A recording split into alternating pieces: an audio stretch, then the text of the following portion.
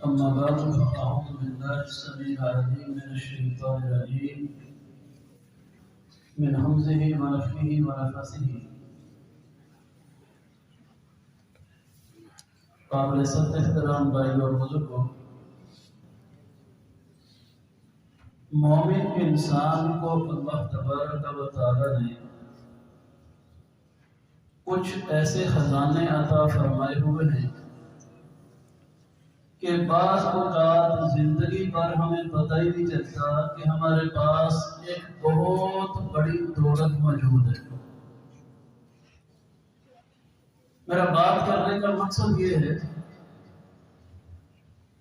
کہ جناب نبی اکرم صلی اللہ علیہ وسلم نے جو چیزیں ہم کو عطا فرمائی ان میں سے ایک بڑی عام سی سورت ہے جس کو سورۃ الفاتحہ کہتے ہیں، اور ہم میں سے اکثر معاشرے کے لوگ سمجھتے ہیں شاید سورۃ فاتحہ صرف نماز میں پڑھنے کے لیے ہے،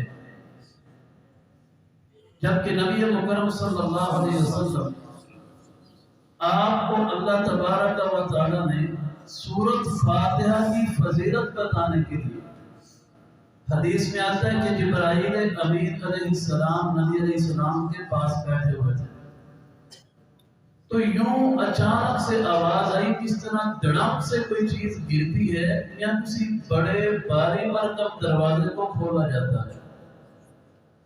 تو صحابہ فرماتے ہیں نبی علیہ السلام نے اپنا سر مبارک اٹھا کے دیکھا، کوئی چیز نظر نہیں آئی۔ اسی دوران ایک فرشتہ حضور علیہ السلام کے سامنے آ کے بیٹھ گیا۔ جبرائیل فرماتے ہیں یا رسول اللہ صلی اللہ علیہ وسلم، یہ فرشتہ آج سے پہلے کبھی بھی زمین پہ نہیں آیا، آج آیا ہے آپ کے پاس۔ آپ کو فرشتہ کہتا ہے اے محمد صلی اللہ علیہ وسلم ابشر بی نورین، آپ کو دو نور مبارک ہوں، میں ان کی خوشخبری سنانے کے لیے آیا ہوں۔ اور ساتھ ہی وہ فرشتہ کہتا ہے آپ سے پہلے تورات، زبور اور انجیل تینوں آسمانی کتابیں ایک طرف ہوں تو جس چیز کی مبارک میں آپ کو دینے آیا ہوں تینوں آسمانی کتابیں مل کر بھی اس کی عظمت کے برابر نہیں۔ اور آپ سے پہلے کسی نبی اور رسول کو بھی ویسے خزانے اللہ نے عطا نہیں فرمائے جو آپ کو دو چیزیں اللہ نے دے دی۔ وہ دو چیزیں کون سی ہیں؟ ایک سورۃ الفاتحہ اور ایک سورۃ بقرہ کی آخری دو آیتیں۔ یہ اتنا بڑا خزانہ ہے سورۃ فاتحہ کہ فرشتہ آگے بتا رہا ہے کہ آپ سے پہلے 1,24,000 نبیوں اور رسولوں میں سے ایسی مبارک چیز کسی کو ملی نہیں۔ ہم نے اس کو بڑا معمولی سمجھا، بس نماز میں پڑھ لی اور اس کا مقصد ہمیں نہیں پتا۔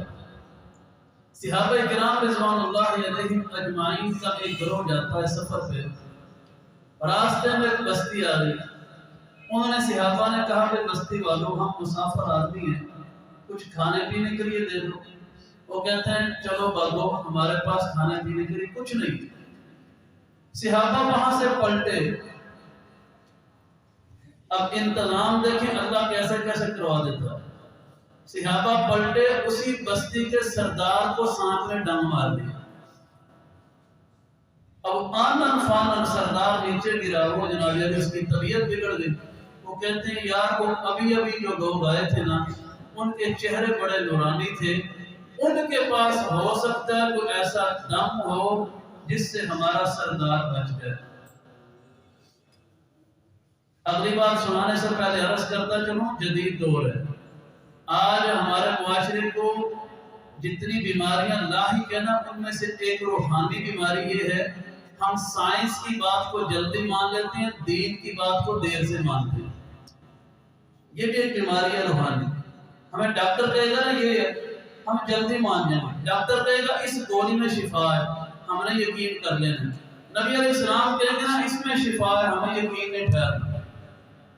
بہرحال سائنس کہتی ہے سانپ کا ڈسا ہوا بندہ حد 2 سے 3 منٹ لیتا ہے. اگر دماغ تک زہر چلا جائے نا یا دل تک پہنچ جائے حد 2 سے 3 منٹ لیتا ہے. سانپ کا ڈسا ہوا بندہ مر جاتا ہے. اس کو سانپ نے ڈنگ مارا ہے تو ہم کیا کرتے ہیں؟ پین کلر ڈھونڈو، کوئی جناب اینٹی بایوٹک اس کو دو، کوئی جلدی کوئی ٹیکا لگاؤ.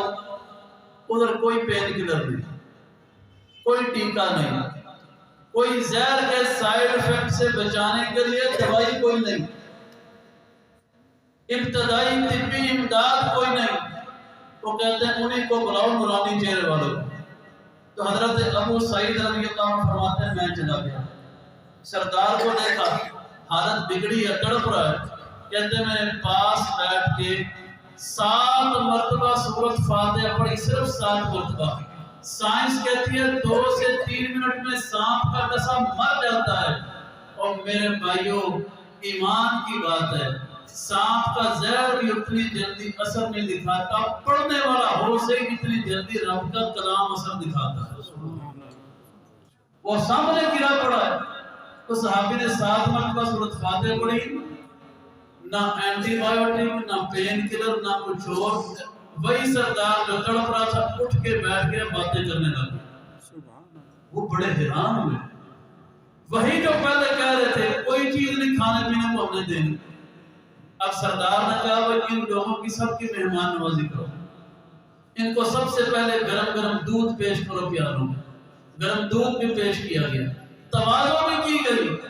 حضرت ابو سعید فرماتے ہیں میں نے 40 بکریاں بھی دے دی دم کرنے کے. انہوں نے کہا دے دو، 40 بکریاں بھی دے دی. صحابہ کرام فرماتے ہیں ابو سعید آپ نے دم کرنے کے عوض میں 40 بکریاں لے لی؟ ابو سعید فرماتے ہیں ہاں. کہتے ہیں جب تک رسول اللہ صلی اللہ علیہ وسلم سے تصدیق نہ کر لیں ہم تب تک ان میں سے حصہ وصول نہیں کریں گے. اسی طرح بکریاں لے کے مدینے آئے، آگے جناب نبی اکرم صلی اللہ علیہ وسلم کو سارا واقعہ سنایا. آپ نے اسلام مسکرا پڑے. ابو سعید سے فرماتے ہیں ابو سعید پڑھا کیا تھا؟ تو کہا یا رسول اللہ صلی اللہ علیہ وسلم میں نے تو سورۃ فاتحہ پڑھی ہے. اب نبی علیہ السلام کیا فرماتے ہیں؟ لیہینا کالعلم، یہ حدیث کے لفظ ہے جو میرے نبی کی زبان سے نکلے. لیہینا کالعلم، اور ابو سعید اللہ تجھے تیرا علم مبارک کرے. اور تجھے کس نے بتا دیا کہ اس صورت میں اللہ نے شفا رکھی ہوئی؟ تصدیق ہو گئی. میرے نبی نے کہا تجھے کیسے پتا چل گیا؟ تیرا علم اتنا ہے کہ تجھے یہ بھی پتا تھا کہ اس صورت کے اندر شفا ہے. اللہ تجھے تیرا علم مبارک کرے. تو میرے نبی ویسے بھی کہہ سکتے تھے بکریوں میں آپس میں تقسیم کر دو، لیکن شاید پھر بھی کوئی لیتا کوئی نہ دیتا. آپ نے فرمایا ان بکریوں میں سے میرا محمد کا حصہ بھی نکال لینا. تصدیق ہو گئی کہ جو بکریاں نہیں ہیں بالکل جائز نہیں، ناجائز ہوتی اللہ کے رسول اپنا حصہ کبھی نہ نکلواتے. تو گزارش کرنے کا مقصد میرے بھائیوں یہ سورت شفا ہے. یہ ایسی مبارک صورت ہے. امام ابن قیم رحمۃ اللہ علیہ تو فرماتے ہیں دنیا کی بہترین سے بہترین دوائیوں میں نے وہ تاثیر نہیں دیکھی جو کائنات کے رب نے سورۃ الفاتحہ کے اندر رکھی ہوئی. ہمارا المیہ بلا کیا ہے، ہم نے کبھی ان چیزوں پہ غور نہیں کیا. یقین مانیں ہم نے کبھی ان چیزوں پہ غور نہیں کی. روزانہ بلڈ پریشر چیک کر لیں گے، شوگر جناب پن لگا کے چیک کر لیں گے، لیکن روزانہ اپنے آپ کو ذکر اذکار کر کے دم نہیں کریں. جب تک بلڈ پریشر چیک نہیں کرنا دل کو سکون نہیں، اور شوگر چیک نہیں کرنا دل کو تسلی نہیں. صبح و شام چیک کر رہے ہوتے ہیں. تو اگر صبح و شام ہم اپنے آپ کو اللہ کی حفاظت میں دینے لگ جائیں. اور بھائیو ایک چیز پہ یقین بنا لو، اللہ جب فیصلہ کر رہا تھا آسمان پہ کہ میں نے مخلوق بنانی ہے، فیصلہ ہوا نا آسمان پہ. اللہ نے جانوروں کو بنانے کا فیصلہ کیا، کیڑے مکوڑے، چرند پرند، سمندر کی مچھلیاں اور انسانوں کو بنانے کا فیصلہ کیا؟ ایمانداری سے بتائیے، ہماری کوئی مرضی تھی کہ یا اللہ ہمیں انسان ہی بنا دو؟ مخلوق تو بنانی تھی نا اس نے، اور وہ ہمیں جانور بنا دیتا تو اس کی مرضی تھی، وہ چرند پرند بنا دیتا تب بھی اس کی مرضی تھی، وہ کوئی سمندر کی مخلوق میں مبتلا کر دیتا تب بھی اس کی مرضی تھی۔ پر اللہ کا شکر ہے اس نے افضل المخلوقات بھی بنایا اور اپنے سب سے افضل نبی کی امت بھی بنایا۔ اس کی مرضی تھی نا، اس نے یوں کر دیا، آئے تب بھی اس کی مرضی سے، اور جب اس کا دل کرتا ہے کسی کو واپس بلانے کو، کسی کی مرضی چلتی ہے نہیں۔ اور بھائیو، جب آنا بھی اس کی مرضی سے، جانا بھی اس کی مرضی سے، تو زندگی کیوں نہ اس کی مرضی کے مطابق بنا دے، جو وہاں بھی فاصلے کرتا ہے اور اپنے بندوں کی مرنے کے بعد بھی فاصلے کرتا ہے، کیا وہ جیتے جی فاصلے نہیں کرتا؟ اس لیے یہ جو ہمیں ایک میں جو لفظ کہہ رہا ہوں اس کو ذہن میں رکھیے، یہ بھی ایک روحانی بیماری ہے۔ ہمارا علاج ٹیکے اور گولی کے اوپر زیادہ ہے، اللہ کے قرآن پہ اتنا نہیں، ہمارا یقین ہے۔